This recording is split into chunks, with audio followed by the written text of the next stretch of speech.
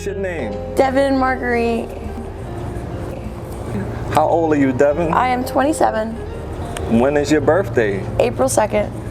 What sign is that? Aries. So let's talk about, your childhood, Devin. What was it like? I was really chaotic. My parents were like on drugs. My mom was ill, like deathly ill. She was in a lot of surgeries. Dysfunctional, very dysfunctional. They did their best with what they had. My dad was on roids. We moved around a lot. I think I've been to like 11 schools. I actually won a Make-A-Wish Foundation award because like my parents were on drugs, so I was really scared of drugs and I didn't want to be on drugs, and like the next year I was on heroin. I was on heroin by the time I was 15, and I was out the door by the time I was 16 or 17, and I was shooting up by the time I was 17 or 18. A boy, but the truth be told is I was a follower. I really, like I said, I had a dysfunctional household, and my first addiction was not drugs, it was lying, and then when that didn't get me the attention I wanted, it would be boys. So I would just seek any attention I could from whoever I could, and I would have never done heroin. I said my parents are drug addicts, but this guy told me it would make me feel like Superman, and I wanted him to like me so bad. So that's what I did. You know what? Drugs are like this. The most drugs are the most constant relationship I have now with anything. And as far as like bonding with your partner, like honestly, like active listening and like knowing that your partner understands you deeply is what I was seeking in drugs. I never found it in drugs, ever. Right. How far do you go in school? 10th grade. What was your favorite subject? I did art. Art? You like art? I do. What type of student were you? Were you like a popular, rebellious, or shy? Shout out, and like I hated like the person that I was when I was a kid. I did anything I could just to fit in, and I sucked at it, and I moved around a lot, and like I was just weird, very dishonest, very like attention seeking. Yeah. So if you can go back in time now, what will you tell your younger self?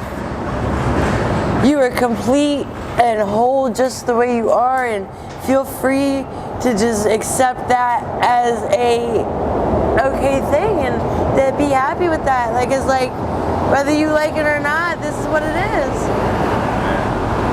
How long have you been down here now in the black hole?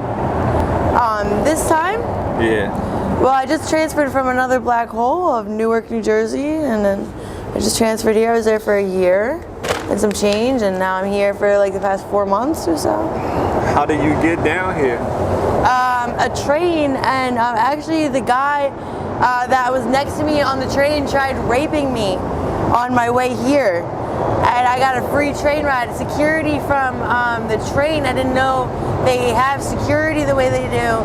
They like picked me up, like fucking physically. These two women picked me up and like drugged me across the station.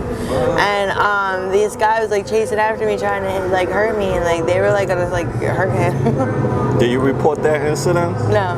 Why not? I never did. Why not? I'm not sure.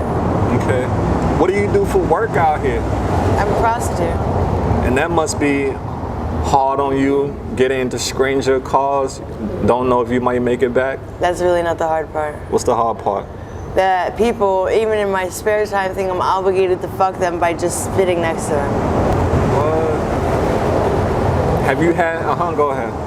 They're pretty violent about it when they are. I'm not saying every guy is violent because that's certainly not the truth. A lot of guys are really nice, actually. Yeah. But when they are violent, they all want to strangle you and they all pay you $20 for hush money. I don't know why. Sorry. Don't be. I signed up for that. I put myself at risk for that. You know what? Honestly, like, I don't hate my life, and I don't think I'm a bad person. I don't steal, lie, or cheat to get my fix, and I don't step on people to get my way.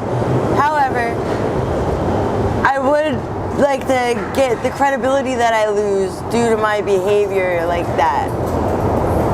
I'm still a wonderful person, and I'm well-minded, and I'm well-rounded, but when I do actions such as that and don't take care of myself at 100%, I'm fucking useless. I don't know. I've been trying to get off the dope, at least. I don't know what I'm gonna do. What's your trigger? That's a fucking myth. I don't even know what that means. What makes you want to keep taking drugs, though? You know what? I don't even want to at this point. Then why do you do it?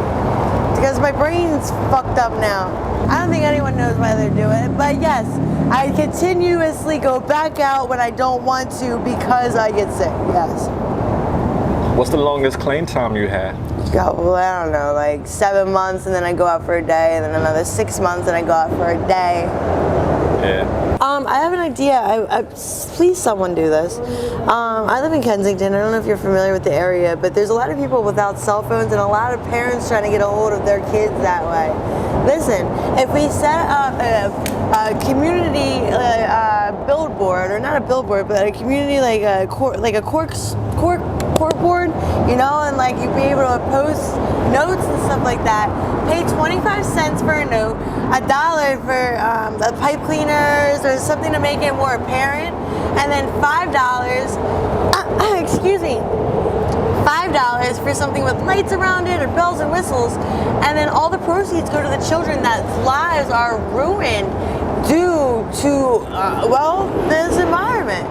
Like, I'm not saying that it doesn't happen in middle class America. I'm not saying it can't happen anywhere. But what I am saying is these guys can't even go outside, you know? And I'm watching 15-year-olds try to hand me heroin. That's disgusting. Disgusting. There should be an area to where addicts could be, to where they're not going to fucking be ostracized. And when I say ostracized, I don't necessarily mean by a cop. Do you know how uncomfortable it is to fucking look as sick as I do in the morning and trick and do all these things, and there's a school? I hate it. Please make it a possibility for these children to have an area to where they can go in the inner city. This is completely unfair. And you know what? I had a kid, sorry to say, I had a kid throw a crate in my face when I had a needle in my neck a couple years ago. And he told me how I'm ruining his life, and guess what? That kid's fucking right. And I sincerely cried harder than I ever cried that day, and it really started making me think. Plus, it'd be kind of cool to like have like an option to, if I wanted to get in touch with my friends or loved ones, that I could go somewhere like kind of like a ghetto Facebook. So what do you want the world to know about you, Devin? I don't know, bro. But you know, I want you to know that I was married and I loved him more than life itself, and his name is Stuart James, and he died, and I love him, and I'll never give up on you, Stuart. May I ask, what was his cause of death? OD. I kind of said the most hateful shit I've ever said to him, and he went and he got high again and he died. I'm so sorry. It's okay. If you had 3 wishes, what would your 3 wishes be? Nah, I'd give them to someone else, I guess, at this point. Right. Okay. What are some things you love most about yourself? I think I'm really transparent, and I am unique, and I am funny. Yeah. When you hear the word art, A-R-T, art, what does art mean to you? Art? You know, it changes all the time, but right now I'm just trying to get busy with it. You know what I mean? I want to get my hands in it and get my hands in it. Like, so I guess that's what art means, get your hands in it. What are your skills and talents? Skills and talents in art? No, period. Oh, dude, I rap, I fucking write, I guess. I haven't wrote in a long time.